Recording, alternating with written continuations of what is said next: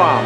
Compliments of Captain Insano. Just when you thought things couldn't get any more edgier, we have Blitz the League 2, now on next-gen consoles, so we can really see the high-definition testicle tears that the last game couldn't provide us. That's disgusting. The Blitz the League series is such an anomaly. Like, we've had games about golf, BMX, and remember Supremacy MMA? I hope you do. All these games had similar sort of aspects to this game, but we never really had a game like Blitz the League on any other team sport, or anything close really. It's something that should be appreciated for at least trying something a little different. And much like the first game, boy do they lean on the edgier stuff. Blitz the League 2 is a 8-on-8 football game, and it's much like the first game. It's the league, a fictional league full of fictional teams full of fictional players. Minus LT, I guess. The game gives a good amount of effort to add in some lore to the league. Like, look at this loading screen. The New York Shamrocks had majority of their team killed in a plane crash. The event was labeled as the New York Nightmare. So of course, the team decides to name themselves after the tragedy, and thus the New York Nightmare was born.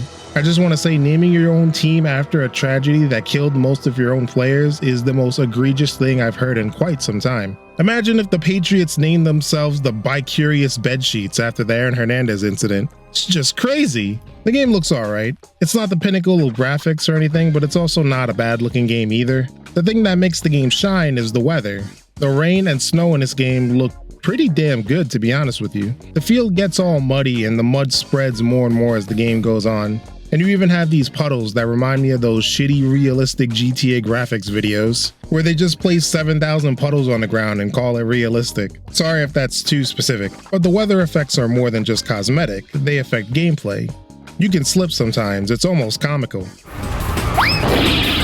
You can dive into a slide, which you can actually use to your advantage. The ball here is harder to pick up, which can lead to chaotic moments. It's kind of funny that the weather is such a big emphasis, because as of this recording, the newest trailer for Madden 26 just dropped a day or so ago, and the main focus for the trailer was players slipping and sliding all around in bad weather. Congrats EA, you caught up to a damn near 2-decade-old Blitz game. Blitz the League 2 has the same gameplay mechanics as the first game. You have this clash meter. On offense you can activate it and the game slows down like the Matrix. And on defense, you could do dirty hits. The dirty hits can activate this little thing where you could choose what body parts you want to injure, and then you mash the X button. Then your eyes are rewarded with the most famous thing this game is known for.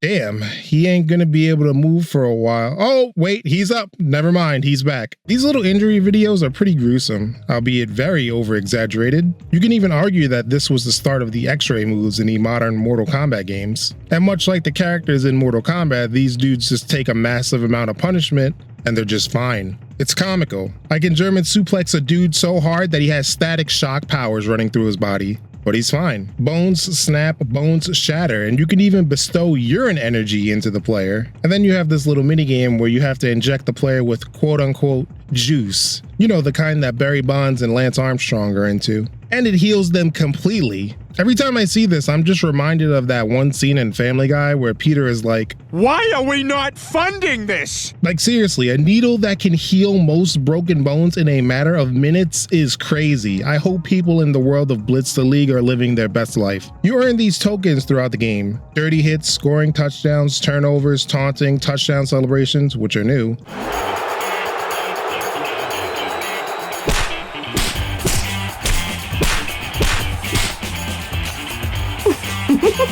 And beatdowns, which are also new. Beatdowns occur after every play. You walk up to an opponent and just beat them up.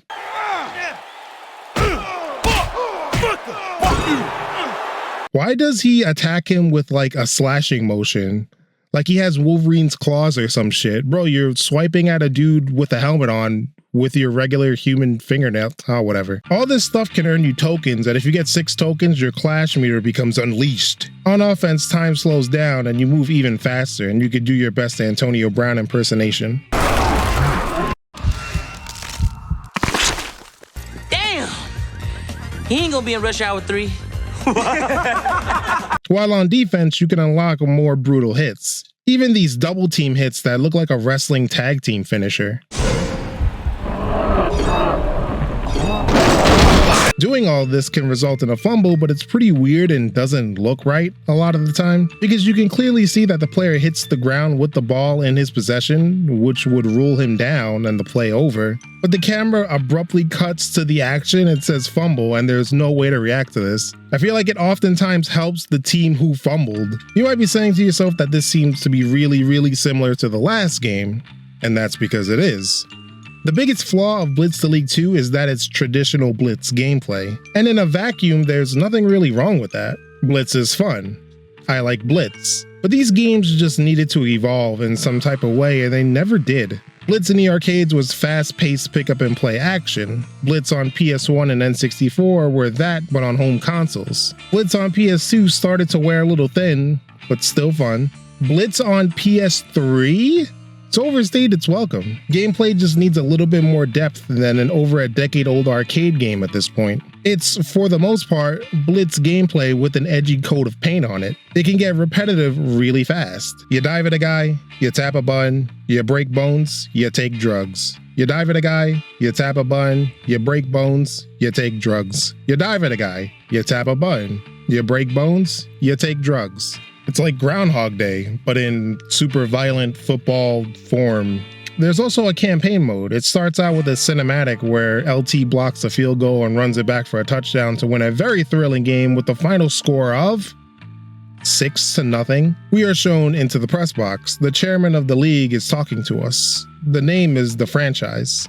He's a two-way player that's going into the draft, which is funny. Imagine Travis Hunter deciding to go to the Canadian Football League instead of the NFL. The chairman wants him to go to his pet project of a team, the LA Riot. Franchise declines because he doesn't want to play for LA, he wants to play for his hometown team. Doing this makes the commissioner angry, and he's pretty much our enemy for the entire game. From here, you get to create your guy, edit his attributes with the press conference, and create the team you will be on. It's funny, you can create a continuity error. You could choose your team to be a Los Angeles team, which makes the whole confrontation between franchise and the chairman make zero sense. But I went with Gary, because I never heard of it, though I guess I should have considering Michael Jackson was born there. So I named them the Thrillers and choose this as my logo.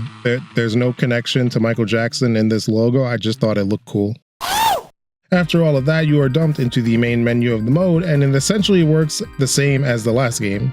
You start out in Division 3 and have to win enough games to play for the division championship. And if you do that, you are in the next division. You can do some things along the way, like train your teammates, get sponsorships, take drugs, both illegal and legal, and enjoy some harlots like any great athlete. Shout out to Will Chamberlain. Before each game, they play these little introduction videos to give some knowledge on the team's captain. This is my favorite one. We play the Cleveland Steamers on Sunday. The best player they've got is wide receiver extraordinaire Henry Cho.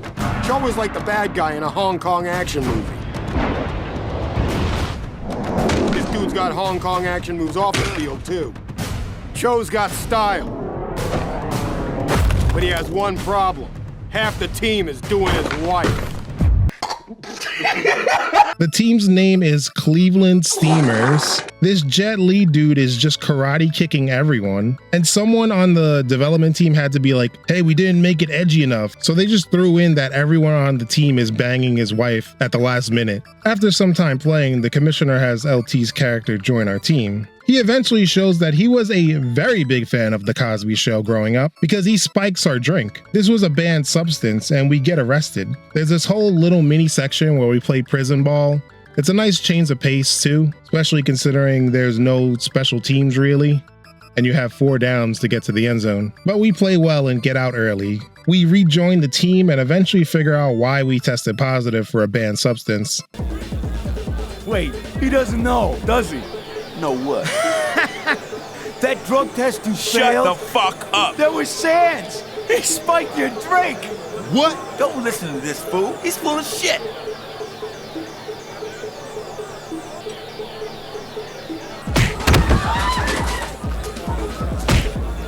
Come on, old man. Get the fuck up. I want to knock your ass back down again. Oh yeah! Time to party! Stop the clip. Stop the clip. Man, how do you get 2 free punches to the face that landed clean and still end up getting your ass beat. It would have been less embarrassing if you just didn't throw the punches and got your ass beat. We eventually make amends. One of the craziest plot points in the game, and one that I don't even see talked about at all, is this. Last night, the Minnesota Reapers chartered a yacht and held a party on Lake Minnewanka. Tragically, the party got out of hand and the boat sank. 7 players and a self-employed model were drowned. Our thoughts and prayers go out to the families of the victims. The League and the Reapers have decided that the team will suspend operations for next season, out of respect for the victims and the community. That leaves one spot open in Division 1. Oh, shit. Here it comes. A random drawing was just conducted in my office, and the team that has been promoted from Division 2 is... The L.A. Riot. The L.A. Riot.